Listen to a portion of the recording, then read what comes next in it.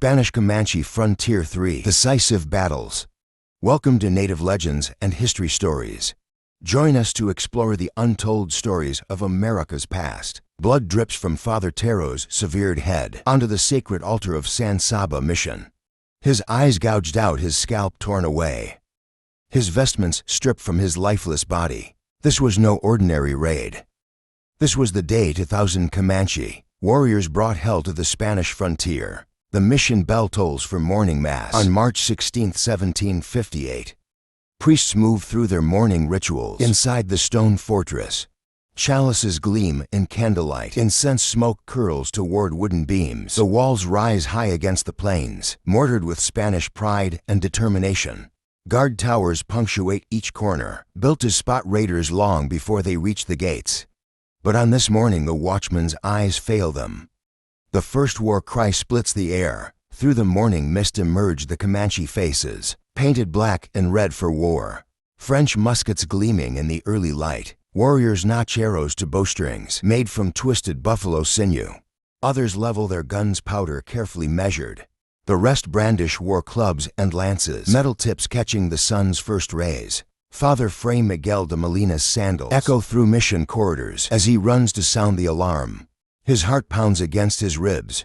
In the chapel, Father Martinez continues mass, golden chalice raised high. The thunder of hooves drowns his prayers. The massive oak gates reinforced with iron bands splinter under synchronized battering. Warriors pour through the breach like a river of death. Their horses' hooves wrapped in deerskin muffle any sound. Each rider moves as one with his mount, ducking and weaving through gunfire. Spanish defenders scramble to their posts. Metal scrapes on stone as they draw swords. Pike heads glint in the morning light. Few have time to take up arms before the attackers surge through. The Comanche fighters move with lethal precision, born from years of mounted warfare. Every shot finds its mark. Through gun smoke arrows rain in coordinated volleys, whistling through gaps in the mission's defense. In desperation the priests attempt peace. Molina himself approaches the chiefs for ceremonial tobacco bundles clutched in trembling hands. The warriors respond with cold laughter. Their horses paw the ground, muscles tense. The chiefs' painted faces show no mercy.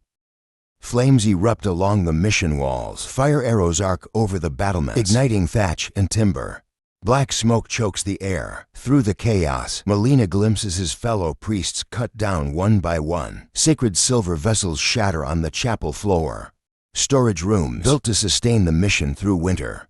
Our stripped bare warriors ride through the corridors, whooping battle cries that echo off stone walls. Their arrows find priests hiding in confession booths. Musket balls tear through wooden doors. The mission that took years of back-breaking labor to build burns to ash in mere hours. The stench of burning flesh mingles with incense. Blood soaks into the chapel's dirt floor. Father Taro's headless corpse sprawls across the altar, final testament to Spanish ambition in Comanche lands. Only Molina escapes to bear witness, his testimony forever marking the day San Saba mission fell. Behind him black smoke rises like a funeral pyre against the Texas sky. The Comanche warriors melt away into the plains, leaving only death and ashes to mark their victory. The Spanish frontier would never be the same. Vengeance drove Colonel Diego Ortiz Perea into Comanche territory in the summer of 1759. Blood still stained the chapel stones at San Saba when he mustered his army. 600 men strong Spanish cavalry in gleaming breastplates rode alongside leather-clad militiamen. Mission Indians in cotton garments marched with Apache warriors, their faces painted for war. Each soldier carried 3 weeks' worth of dried meat and corn in their saddlebags. The expedition wound through the frontier like an iron serpent. Supply wagons creaked under the weight of gunpowder, kegs and cannon shot.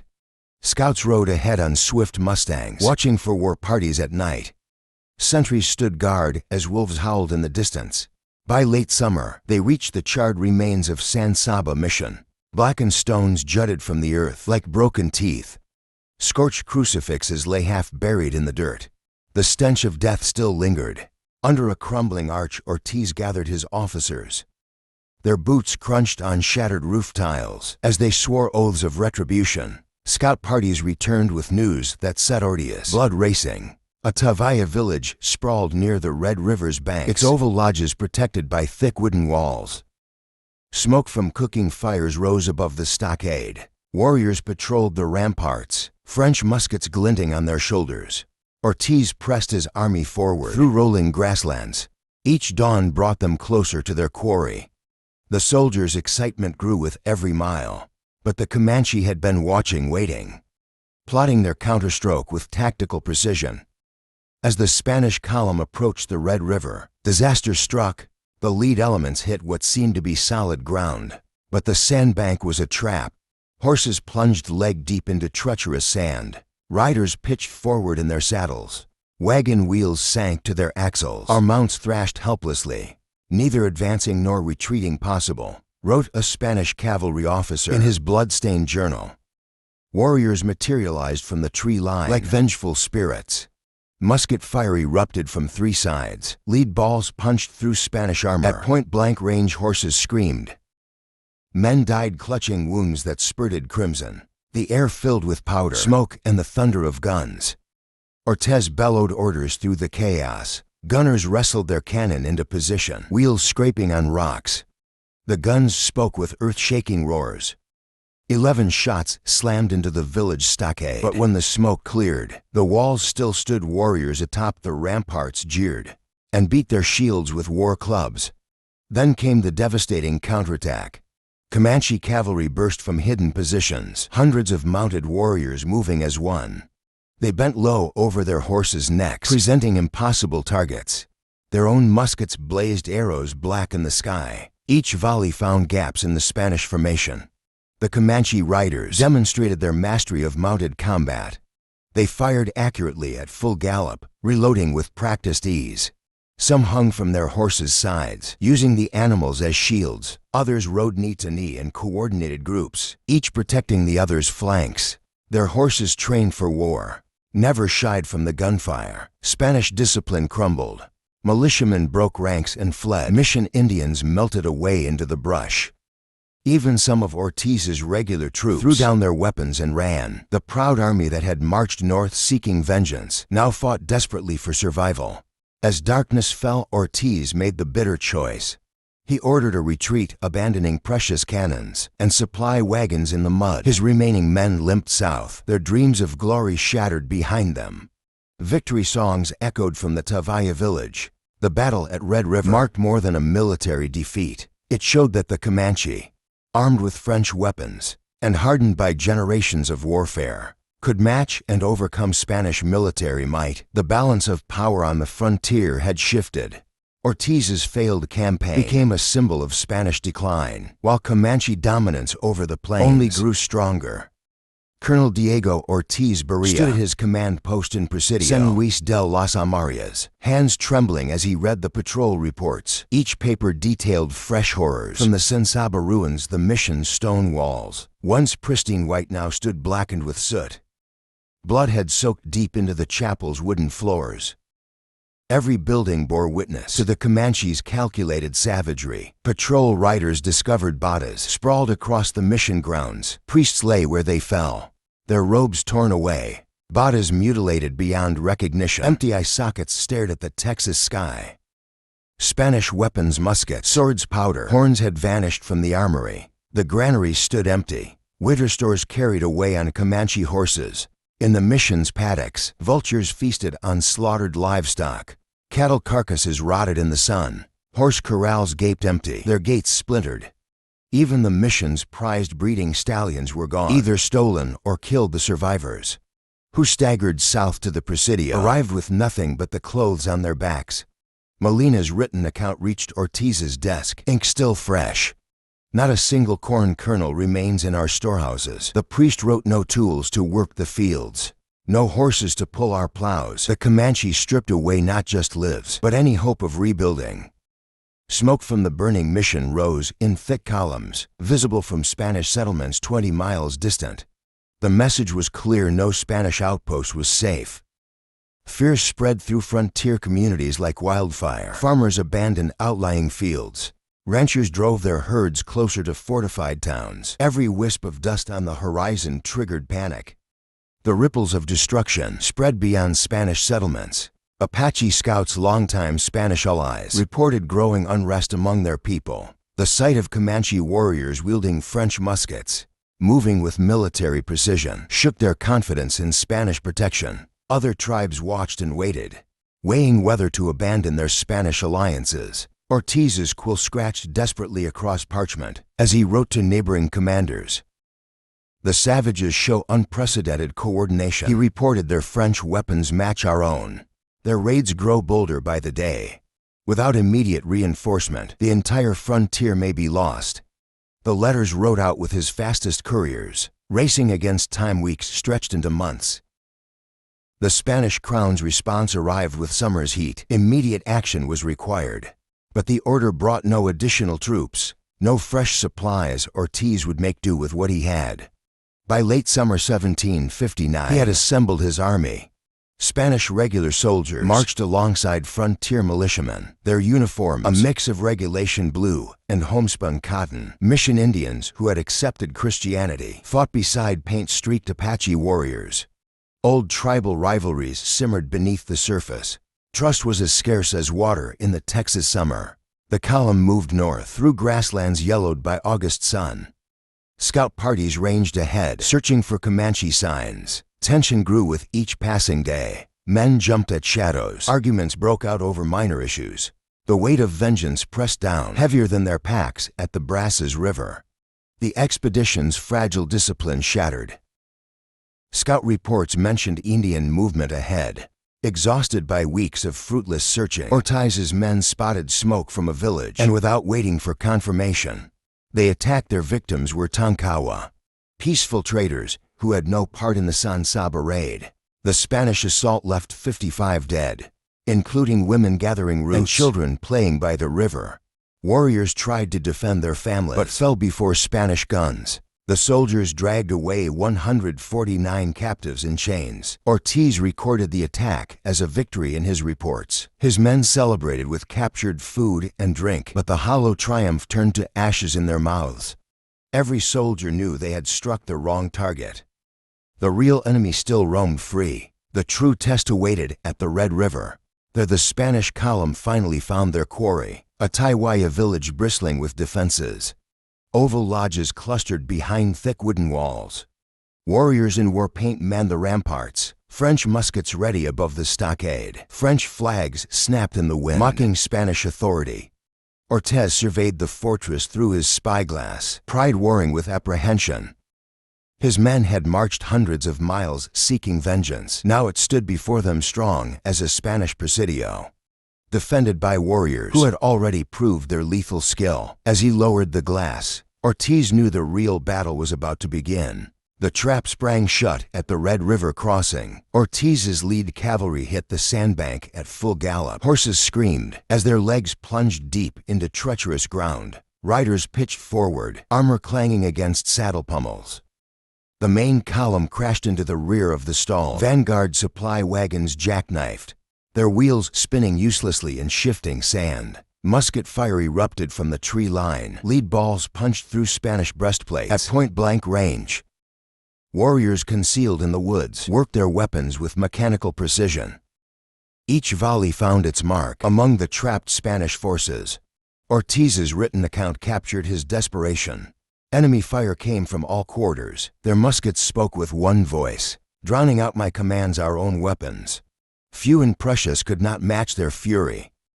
He ordered his artillery forward, wheels grinding against rock and sand. The cannon crews worked feverishly, ramming home powder charges. 11 thunderous shots shook the river valley. Gun smoke drifted thick across the water, but when it cleared, the stockade still stood. Warriors atop the walls beat their shields and shouted taunts, their laughter more devastating than any weapon. Comanche cavalry burst from hidden positions, their horses' hooves wrapped in deerskin for silence. Warriors demonstrated their mastery of mounted combat, hanging sideways off their horses to dodge Spanish bullets.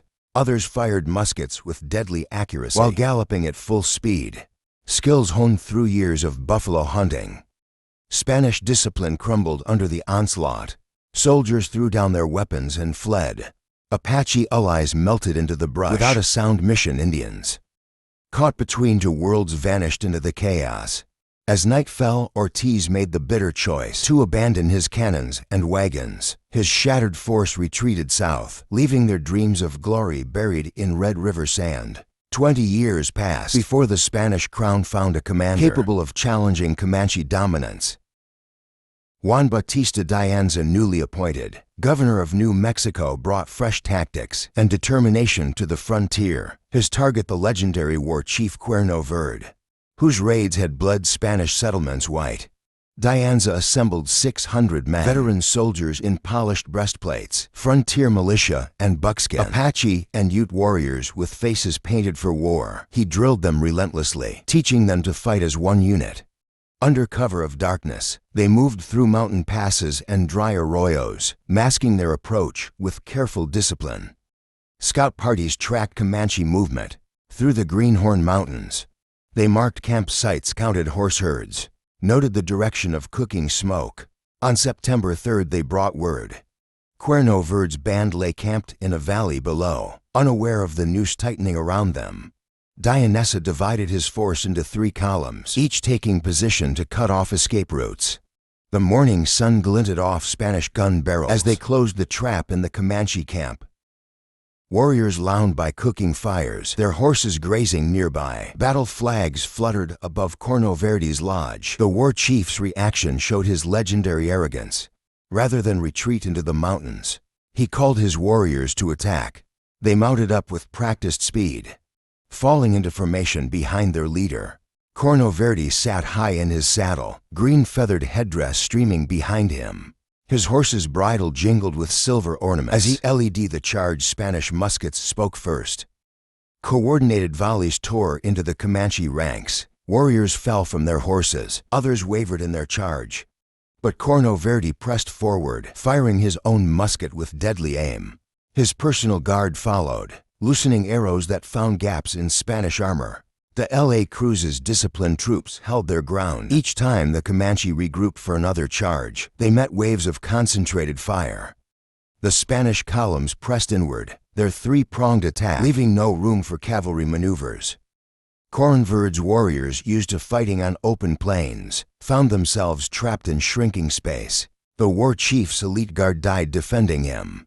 Cut down one by Spanish bullets, his son fell next, then his trusted advisors. Cuerno Verde, himself refusing to yield even at the end, spurred his horse towards Spanish lines. His green feathers made a final, right target against the mountain sky, before multiple shots struck him from his saddle. De Anza watched as the final moments of battle unfolded beneath the mountain peaks. The Comanche warriors fought until their last breath, their battle cries carrying across the valley. Cuerno Verde's green feathers lay scattered across blood-stained grass, a final testament to his defiance. His death marked more than a Spanish victory. It ushered in a new chapter in the struggle for the frontier. Peace talks began in the winter months that followed. Spanish diplomats met with Comanche leaders under white flags of truce. The negotiations lasted through changing seasons as both sides sought terms they could accept. The Spanish frontier would know relative calm in the years ahead, though raids and counter-raids never fully ceased. The Comanche nation remained a formidable power on the plains. Their warriors still rode with deadly skill. Their hunters still tracked buffalo across vast territories. The memory of Cuerno Verde lived on in stories told around night fires, inspiring new generations of warriors. His final charge against overwhelming odds became legend among his people. The Spanish crown celebrated De Anza's victory, but wise commanders knew better than to mistake one battle for absolute triumph.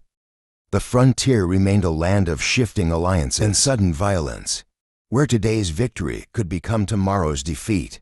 Both peoples had learned costly lessons about the price of pride and the value of respect. Native Legends and History Stories brings you untold tales from America's past. Subscribe now to unlock more stories of courage, conflict, and the warriors who shaped our history.